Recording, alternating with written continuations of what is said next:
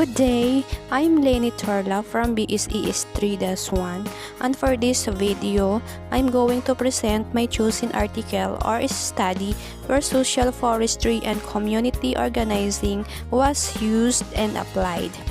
But before that, let us first review what is social forestry and community organizing. When we say social, it means society.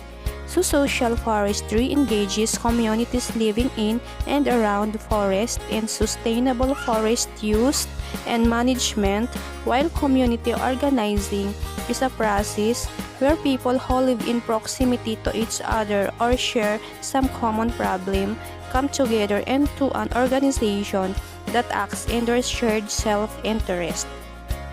It is the community organizers who work with and develop new local leaders, facilitates coalitions, and assist in the development of campaigns. Let us now proceed to my presentation, Operation of Ecotourism Farms in Selected Towns in Cavite. Now, what is ecotourism? When we say ecotourism, it involves responsible travel to natural areas, conserving the well-being of the local people. What are the objectives of ecotourism? First, to minimize the impact brought about by tourism on the environment, and to focus on uniting conservation, communities, and sustainable development through the means of travel. Let us proceed to the principles of ecotourism.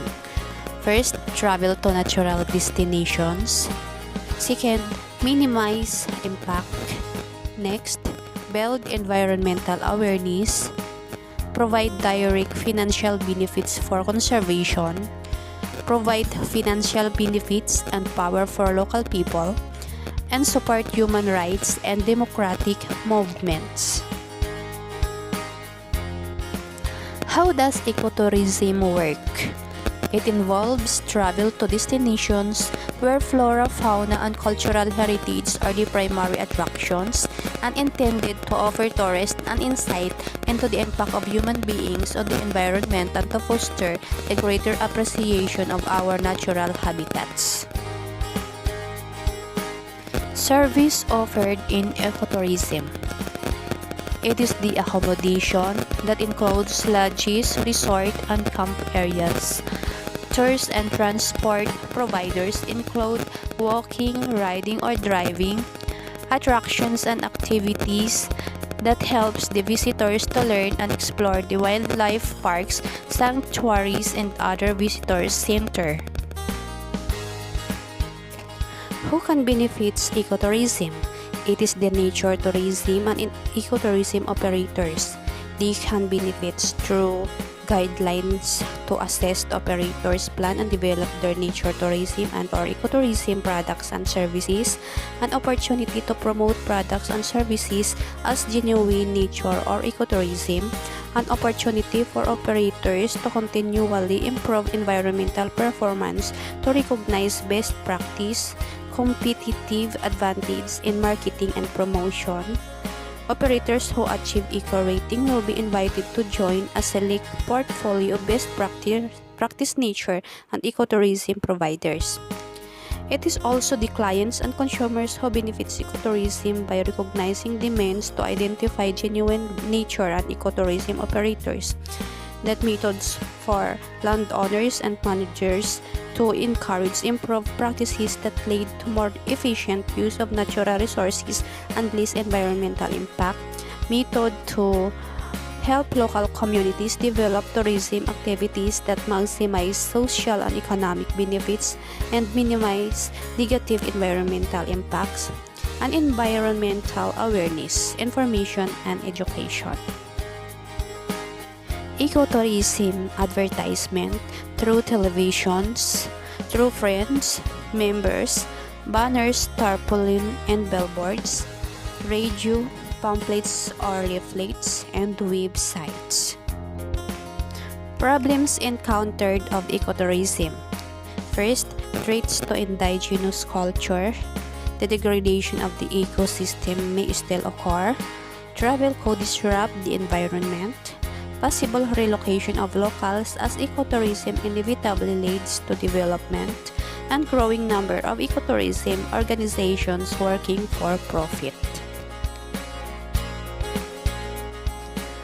5 farms resorts in Cavite reconnecting with agriculture. First is the Terra Verde Eco Farm and Resort situated in Maragondon that give guests the full farm life experience, complete with feeding chickens in the morning and tending to the farm for the rest of the day. An opportunity to connect with both nature and agriculture practices, the resort is a true gateway from the hustle and bustle of the city. Next is the Precious Botanic Park and Farm Resort began as a simply crop cultivation site in Alfonso. It's grown to be the popular farm resort destination it is today. Aside from its various leisure activities and facilities, Precious has stayed true to its agricultural roots, boasting a vegetable farm that grows bell peppers, eggplants, watermelons, peanuts, sayuti, gabi, ubi, cassava, and dragon fruit. Next is the Grachis Gateway, a Tagaytay farm resort that has a number of activities for guests to engage in, such as an obstacle course, educational farming, and planting tours and animal feeding. The resort also acts as a sanctuary for various farm animals such as ostriches, turkeys, chickens, and goats.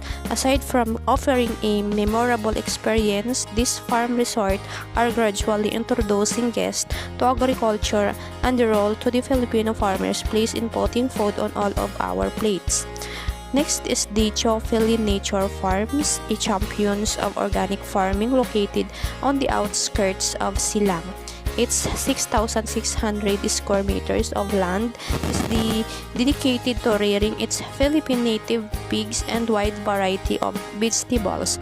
Not only we can pick vegetable and feed their native pigs at the farm, but we can also learn a thing or two at Dirties, the accredited farm school.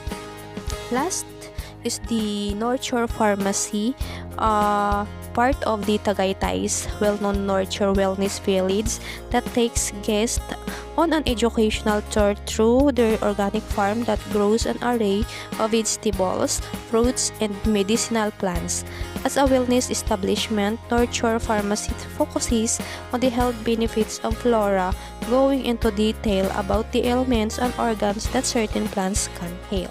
The fertilizers used of the farms are 80% organic and 20% inorganic. Fruits and vegetables provides a largest percentage for the farmers' profit aside from tourists, followed by the animals and flowers, which give an additional tourist attraction. To end off my presentation, let us leave an encouragement or an inspiration that a good ecotourism will strive to support the community and encourage to be culturally sensitive by training and employing local people and by purchasing local supplies and services to further stimulate the economy in our country. Tangkilikin po natin ang sariling ating mga kababayan din natin ang ating tulungan nang sa ganon, umunlad din sila at nang marami pa silang matulungang nangangailangan ng trabaho para kumita in a way of eco-friendly. So, ecotourism is one of the most popular na nagkakaroon tayo ng community organizing and social forestry, of course. And then, kumikita sila. At the same time, napapangalagaan din natin ang ating kapaligiran, which is the most important para maging balance ang ating ecosystem. What I have learned from Insay 100 and from my chosen article or study. I have a lot learning, especially from Insay 100 and also of course from my choosing study. Aside from communities that have illegal access into the state forest to manage the forest sustainability, but also on how to apply these learnings in my daily life. Because for me, it is useless po kung natuto lang po tayo. Pero hindi rin naman natin ina-apply sa mga sarili natin yung mga learnings na ating natutunan. Same as to my choosing study, Operation of Ecotourism in Cavite. Natutunan ko po sa study na yon kung paano i-share ang ating mga natutunang knowledge sa iba. Nang sa ganun ay hindi lang tayo yung may alam kung paano mapapangalagaan ang ating kapaligiran. Sharing is caring, ika nga, di ba po? Napakaganda ng subject na to dahil kahit online class lang ay napunan yung mga bagay na dapat kong matutunan. That's all for my presentation. God bless po and keep safe po. Thank you for watching.